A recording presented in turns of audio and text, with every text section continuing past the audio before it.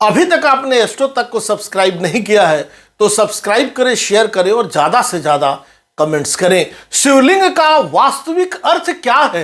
वेद, उपनिषद और शिव पुराण में छिपा सनातन धर्म का महान रहस्य, आइए जानते हैं इस वीडियो के माध्यम से।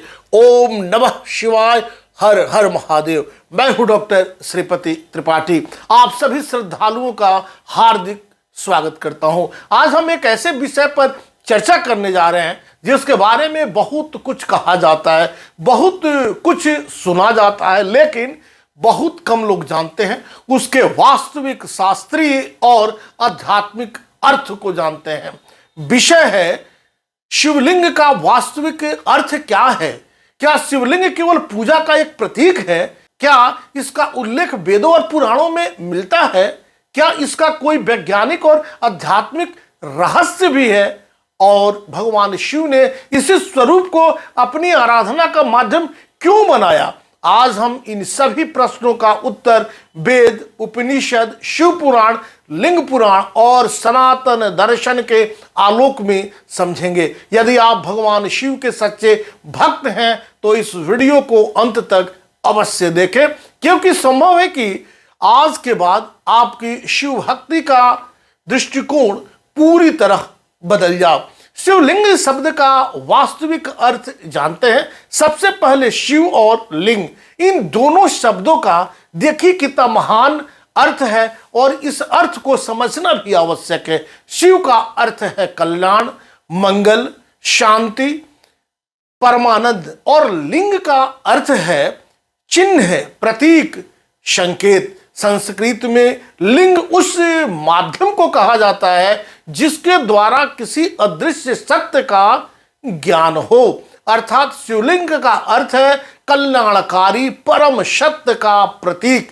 यही कारण है कि हमारे शास्त्रों ने शिवलिंग को किसी व्यक्ति विशेष की आकृति नहीं बल्कि संपूर्ण ब्रह्मांड की दिव्य चेतना का प्रतीक माना है। लिंग पुराण क्या कहता है? लिंग पुराण में अत्यंत महत्वपूर्ण वचन मिलता है।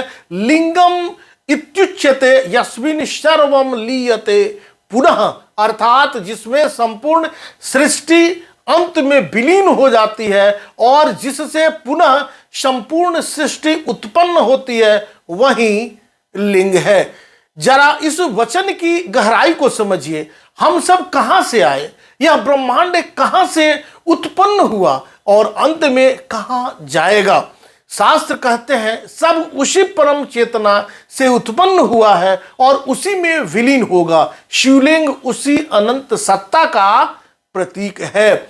बहुत से लोग मानते हैं कि शिव केवल पुराणों में वर्णित है, लेकिन ऐसा नहीं है। यजुर्वेद के श्री रुद्रम में भगवान शिव को संपूर्ण विश्व की चेतना कहा गया है। वेद कहते हैं वह पर्वतों में भी है, नदियों में भी है, अग्नि में भी है, वायु में भी है, प्रत्येक जीव में भी है, वही है। अर्थात भगवान शिव किसी एक स्थान तक सीमित नहीं है, वे संपूर्ण सृष्टि में व्याप्त चेतना है और इसी सर्वव्यापकता का प्रतीक है शिवलिंग।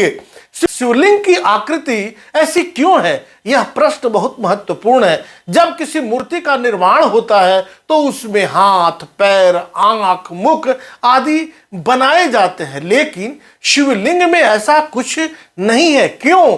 क्योंकि भगवान शिव का मूल स्वरूप निराकार है, जिसका न आदि है, न अंत है, न सीमा है। इसीलिए शिवलिंग की आकृति हमें अनंतता का अनुभव कराती है।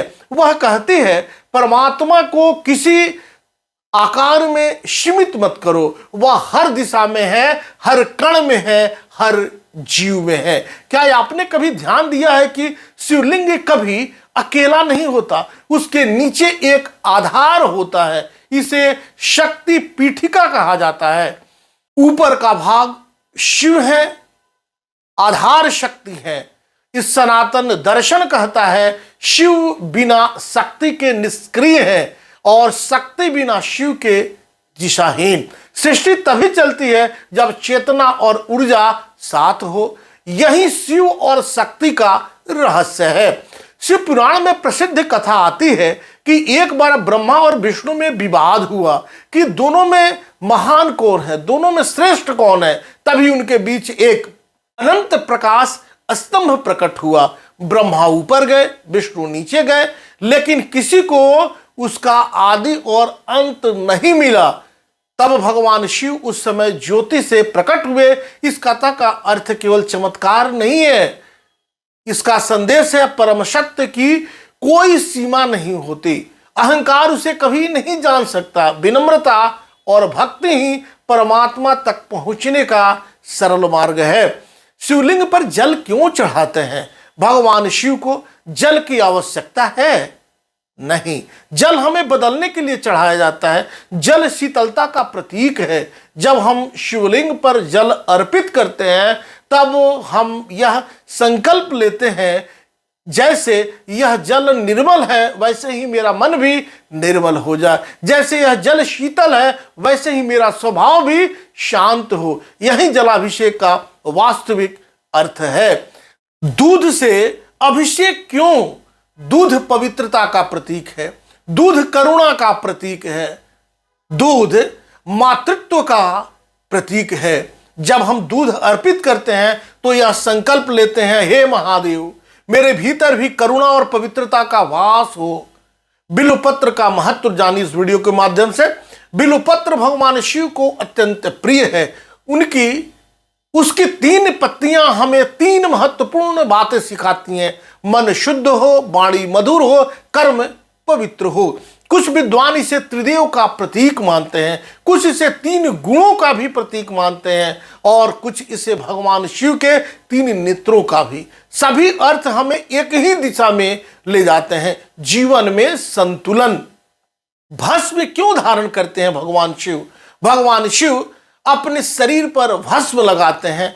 भस्म हमें प्रतिदिन याद दिलाती है, यह शरीर नश्वर है, धन नश्वर है, यश नश्वर है, एक दिन सब भस्म हो जाएगा। इसलिए अहंकार मत करो, सत्कर्म करो। यही भगवान शिव का संदेश है। आज विज्ञान कहता है संपूर्ण ब्रह्मांड ऊर्जा से बना है। सनातन धर्म हजारों वर्ष पहले कह चुका था, जब सब कुछ एक ही परम चेतना का विस्तार है। शिवलिंग उसी अनंत ऊर्जा का प्रतीक है। यह हमें बताता है कि संपूर्ण सृष्टि एक ही स्रोत से जुड़ी हुई है। शिवलिंग हमें क्या सिखाता है? यदि केवल मंदिर जाकर जल चढ़ा दिया जाए और घर लौटकर क्रोध, ईर्ष्या, छल और अहंकार में जीवन बिताया जाए तो पूजा अधूरी है। शिवलिंग हमें सिखाता है, क्रोध छोड़िए, लोभ छोड़िए, अहंकार छोड़िए, क्षमा अपनाइए और सेवा कीजिए। सत्य बोलिए, सब में शिव को देखिए। यही शिव साधना है। आज मनुष्य तनाव में है, भय में है, प्रतिस्पर्धा में है, असंतोष में है। ऐसे समय में शिवलिंग हमें मौन की शक्ति सिखाता है, ध्यान की शक्ति सिखाता है, आत्म संयम सिखाता है, शांति सिखाता है और सबसे बड़ी बात, स्वयं को पहचानना सिखाता है। प्रिय श्रद्धालुओं, जब अगली बार आप किसी शिव मंदिर जाएं तो केवल जल अर्पित करके वापस मत आइए। अपने भीतर के क्रोध को भी वहीं छोड़ आइए, अपने अहंकार को भी वहीं समर्पित कर दीजिए। अपनी ईर्ष्या, द्वेष और नकारात्मकता भी भगवान शिव के चरणों में अर्पित कर दीजिए। याद रखिए, सच्चा अभिषेक बाहर नहीं भीतर होता है। सच्चा शिवलिंग पत्थर में नहीं हमारे अंतःकरण में स्थापित होना चाहिए। जब मन शांत होगा, जब विचार पवित्र होंगे, जब कर्म निष्काम होंगे, तभी शिवत्व जागृत होगा और यही शिवलिंग का वास्तविक अर्थ है। यदि आपको यह आध्यात्मिक जानकारी उपयोगी लगी हो तो इस वीडियो को अधिक से अधिक लोगों तक पहुंचाएं ताकि सनातन धर्म के शास्त्रीय ज्ञान का सही स्वरूप समाज तक पहुंच सके। अंत में सभी शिव भक्त मिलकर बोलिए, ओम नमः शिवाय, हर हर महादेव। ओम नमः पार्वती पते, हर हर महादेव। क्या कहती है आपकी राशि? कैसा होगा आपका दिन? क्या है आपके लिए शुभ रंग? कौन सा उपाय आपके बिगड़े काम बना देगा? पर्व और त्योहार मनाने से आपको क्या लाभ होगा? ग्रहों के बदलते गोचर कैसे आपकी किस्मत पर असर डालते हैं? अपनी किस्मत चमकाने के लिए आप क्या विशेष उपाय करें? ये सब जानने के लिए देखिए एस्ट्रो तक, सिर्फ एस्ट्रो तक, सिर्फ एस्ट्रो तक। नमस्कार।